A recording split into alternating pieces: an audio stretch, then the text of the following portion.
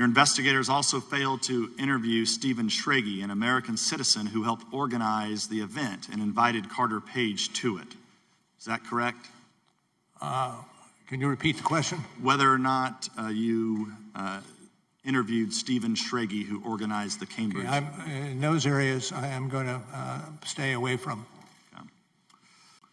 The fact that this has not been investigated, that no one has called them to testify and looked at this, I think is as shocking as what's happened. Well, what about you? I mean, you told me you spoke with John Durham. Somebody else told me that they thought you were disseminating the dossier. Are you involved in this? No, I had no idea at all. I mean, this has really upended my life. I was actually about to fly out for my wedding when the stories broke that my PhD supervisor for a long time was this FBI spy known as the Walrus.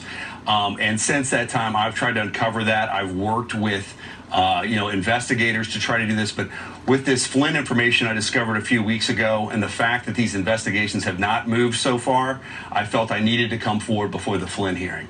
And frankly, the fact that some people have been spreading rumors about other people leaking it, I think there were quite a few Republicans involved in leaking this that I've found out through these different processes that have not been revealed. So I think there's a lot of people trying to cover the tracks of what happened to start this thing. And I think that's why it's so critical that we get to the bottom of it. And you did talk to John Durham, correct? I did.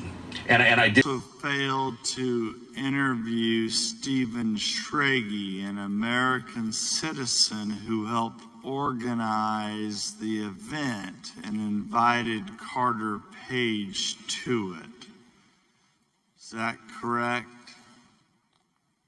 Can you repeat the question?